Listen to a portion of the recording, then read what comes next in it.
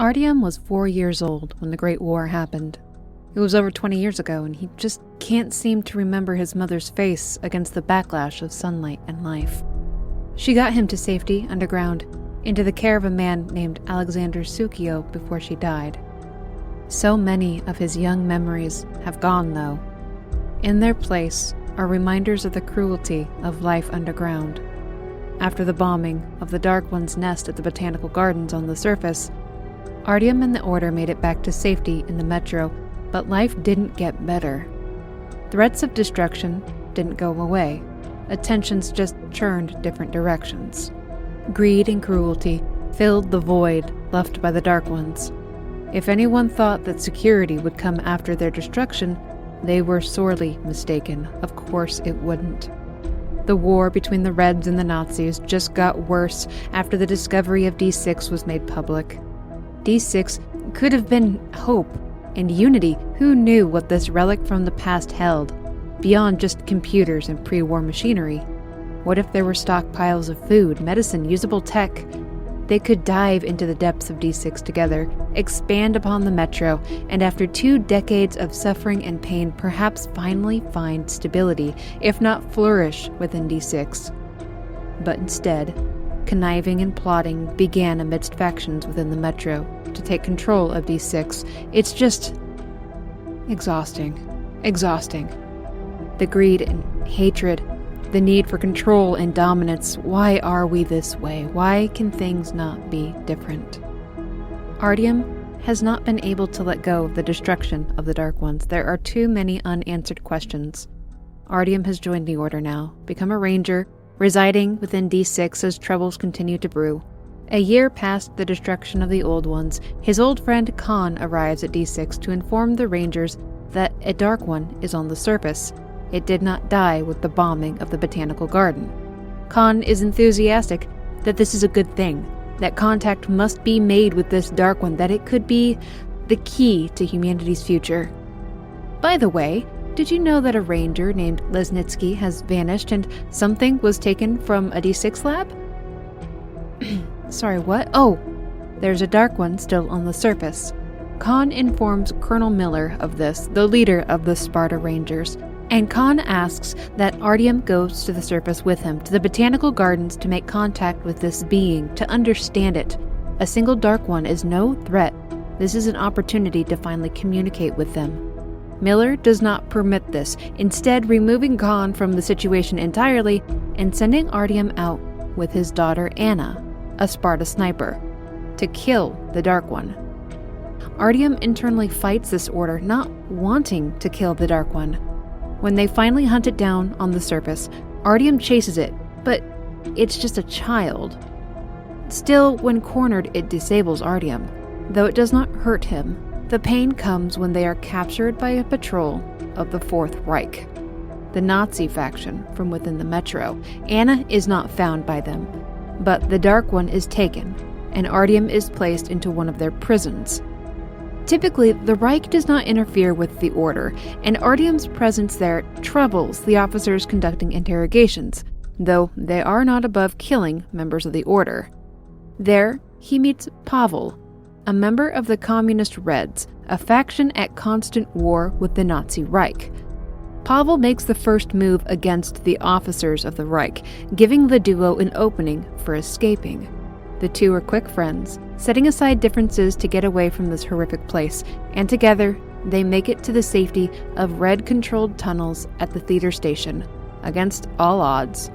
Through burrows of spiders, through the infested and poisonous surface, through the dangerous tunnels of the metro, saving each other's lives time and time again. Pavel promises that he will help Artyom get to Polis. They are friends and comrades. It's the least that he can do for him.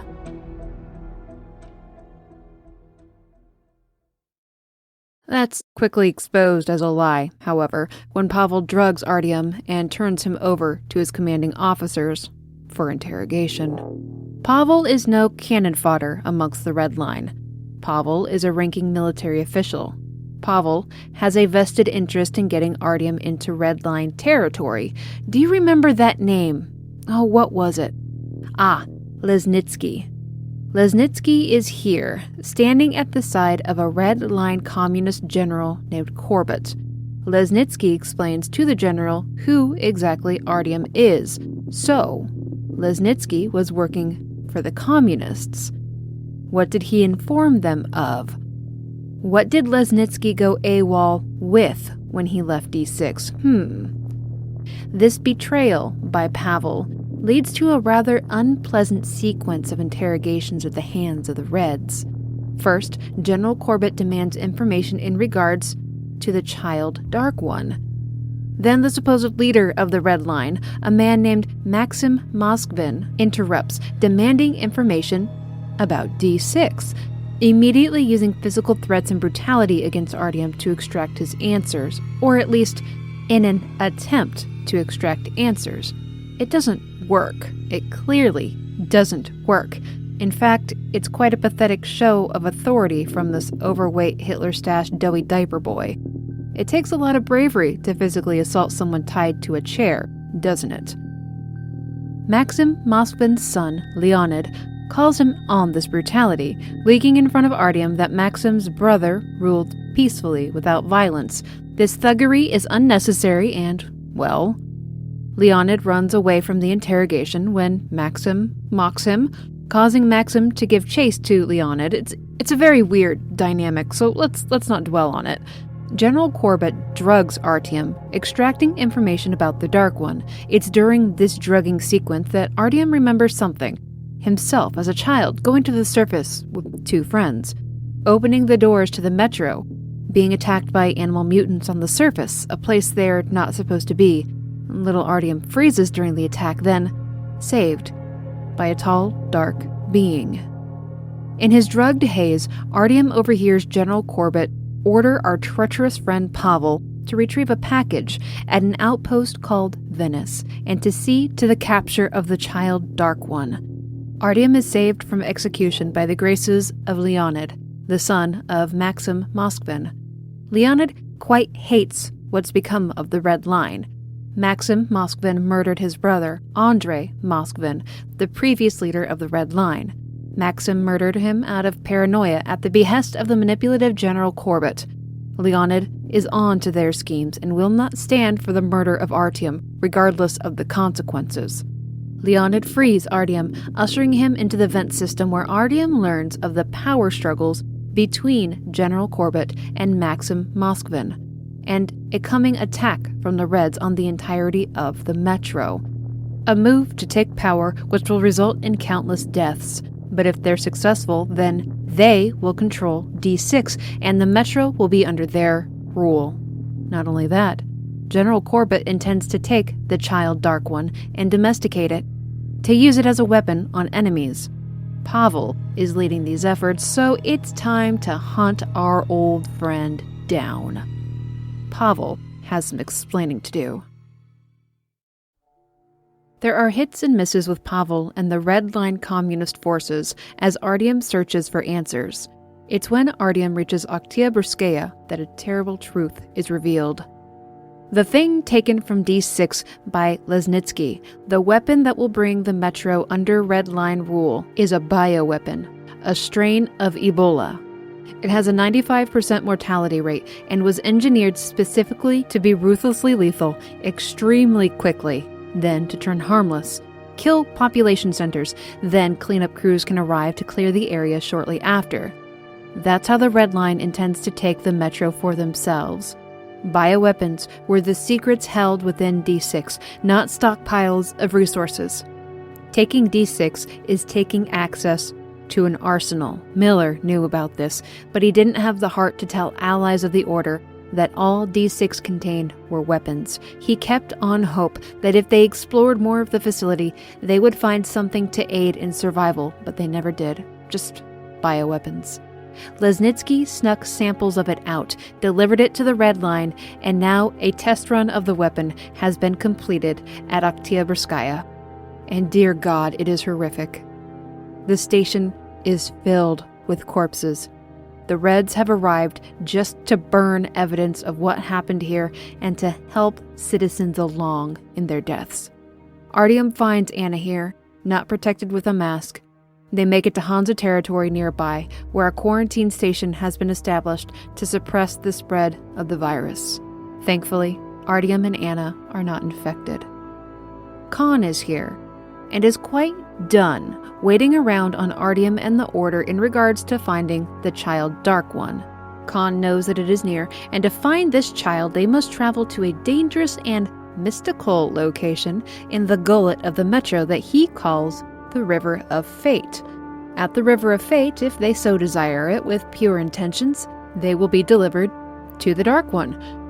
Sure enough, the two are pulled through memories involving Artyom's actions during the destruction of the botanical garden, and through otherworldly passages, find themselves near a train holding the child Dark One. We have to hand it to Khan. Either that was one hell of a parlor trick, or our friend really does know a thing or three about the unexplainable magics of the world. They fight their way through Hansa forces protecting the train, and finally, after all this effort, make contact with the child Dark One. Literal contact, in fact. When Artyom takes the hand of the little one, a piece of his own past is unlocked, something that was put away not long after it happened. That event, when he was a child, when he went to the surface with two friends to see the botanical gardens, when they opened those doors and were attacked by animal mutants, when little Artyom froze and was saved by a lumbering dark being. The being, an adult Dark One, took Artyom's hand and made contact. This is the first time communication occurs between the fledgling species and humans. It's only because Artyom is a child that it is successful. His mind wasn't hardened to the world. It was easier to meld with. To make contact with an adult human was dangerous. It could drive them to madness. The terrible effects the Dark Ones inflicted upon humans in Metro 2033 were perhaps really not intended. Artyom had made that communication link to them when he was young, thus why he was able to understand and hear them as an adult through psychic events. The memory of this encounter, this link to the Dark Ones, was lost to him as time wore on, as though being separated from the Dark Ones caused him to forget them. But now, Artyom remembers. Separated from Khan, the two travel together, trying to make it back to Polis. A supposed peace talk between the Red Line, the Fourth Reich, and Hansa is to take place there soon. This is where the treachery of the Red Line must be revealed before all the leadership of the Metro. Measures must be enacted to stop them, to prevent the Reds from encroaching on D6 and stopping the release of the bioweapon upon the Metro. The child Dark One could creep into the mind of whoever is representing the Red Line. The child could compel them to speak the truth. They could stop the massacre, but they must be quick, and there are Red Line forces that still stand in their way. During their race back to Polis, the child learns lessons from Artyom. He learns of forgiveness, revenge, mercy, hatred. It's all based upon the choices Artyom makes along the way. What lessons will he pass on to the child Dark One? Artyom finally confronts Lesnitsky and Pavel. The Dark One child reveals their memories to Artyom, showing him just how deep their corruptions and bloodlust feed. Artyom must choose their fates. These choices will be observed by the child. Reuniting with Miller and Khan near Polis, introducing them to the Dark One child, a vision is shown when Khan links to the child. There is a hive near D6. A hive of hibernating, matured Dark Ones. This is the future of the species. The child knows he must wake them up lest they face starvation in their slumber. Even Miller agrees to aid them in this, if the Dark One child will first lend them aid in Polis in handling the peace talks, aid them in revealing the intentions of the Red Army. The child quickly agrees to this deal, disguising itself as a normal human child as they walk through the Metro hub, and seamlessly compels none other than Maxim Moskvin himself to reveal the truth of Andrei Moskvin's murder, the manipulations of General Corbett over him, and their plans to take the virus of D6 from the facility and to release it upon the Metro. In fact, the Red Army was preparing to storm D6 at that very moment. If they get that virus, if they get it out of D6, then it's game over for everyone who isn't a Red. The child, the Dark One, must wake his people before it's too late. He departs from the humans, carrying the lessons Artyom taught with him.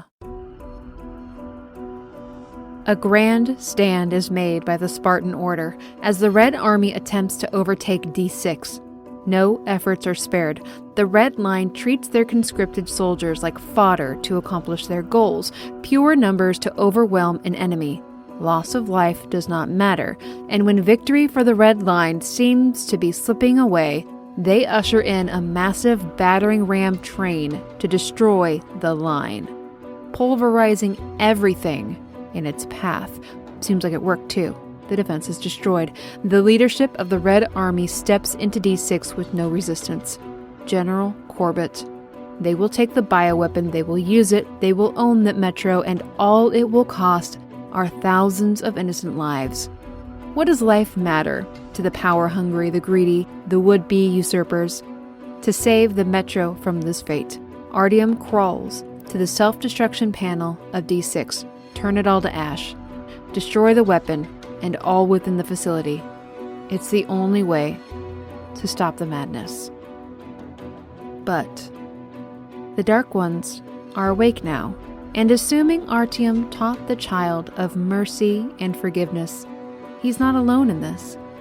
The child gently tells Artyom that there's no need for destruction. It will be all right. The child pats Artyom's hand away from the detonator, and the now awakened Dark Ones end the madness. These newly awakened beings are not enemies to the people of the Metro, the survivors of the long-past war. They now act to preserve them, to defend them. They forgive their destructive actions of the past. They understand their fear. And they know that they cannot coexist. The roots of fear are too deep within the people of the Metro. It will take time for the Dark Ones to grow once again as a species.